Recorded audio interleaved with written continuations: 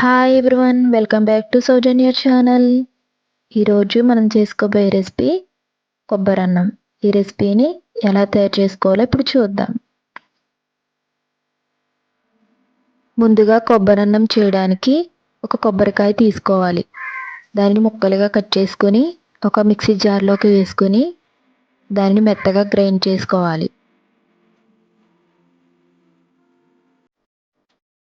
ఇలా మిక్స్ పట్టిన గుజ్జును ఒక స్ట్రైనర్లో వేసి కొబ్బరి పాలను వడపట్టుకోవాలి. మరలా ఈ గుజ్జును ఒక మిక్సీ జార్లోకి తీసుకుని వాటర్ వేసుకుంటూ 2-3 సార్లు గ్రైండ్ చేసి కొబ్బరి పాలను తీసుకోవచ్చు. తర్వాత ఒక గ్లాస్ రైస్ తీసుకుని బాగా వాష్ చేసుకుని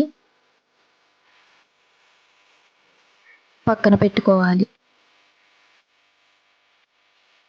తర్వాత స్టవ్ వెలిగించి కడాయి పెట్టుకొని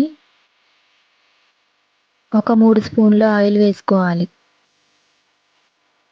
ఆయిల్ హీట్ ఎక్కిన తర్వాత 2 దాల్చిన చెక్క, ఒక 4 యాలకులు, కొద్దిగా మిరియాలు, ఒక 5-6 లవంగాలు, 2 బిర్యానీ ఆకు వేసుకోవాలి.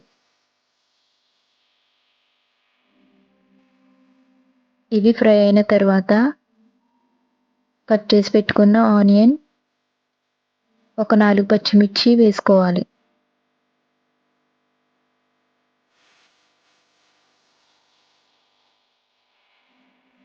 ఉల్లిపాయ బాగా మగ్గిన తర్వాత క్యారెట్ ముక్కలను వేసుకోవాలి. మీ ఇష్టం ఉంటే వేసుకోవచ్చు, లేదంటే స్కిప్ చేసేయచ్చు. ఇలా బాగా ఫ్రై అయిన తర్వాత రుచికి సరిపడా కళ్ళు ఉప్పుని వేసుకోవాలి.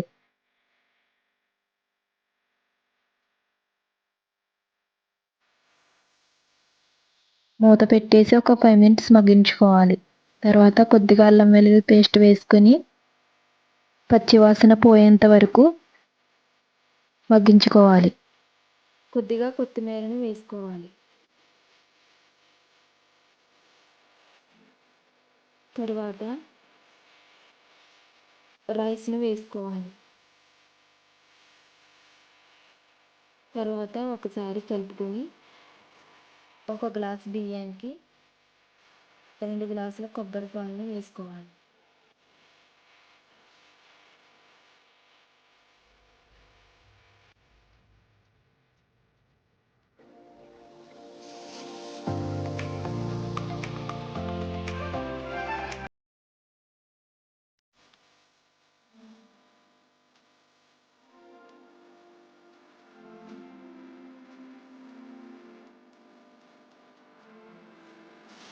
ఇలా వేసుకున్న తర్వాత ఒకసారి బాగా కలుపుకొని టేస్ట్కి సరిపడా సాల్ట్ సరిపోయిందా లేదా చూసుకుని సరిపోకపోతే సాల్ట్ వేసుకోవాలి.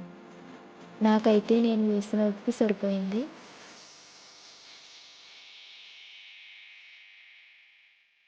మూత పెట్టేసి ఒక 15 నిమిషాలు ఉడికించుకోవాలి.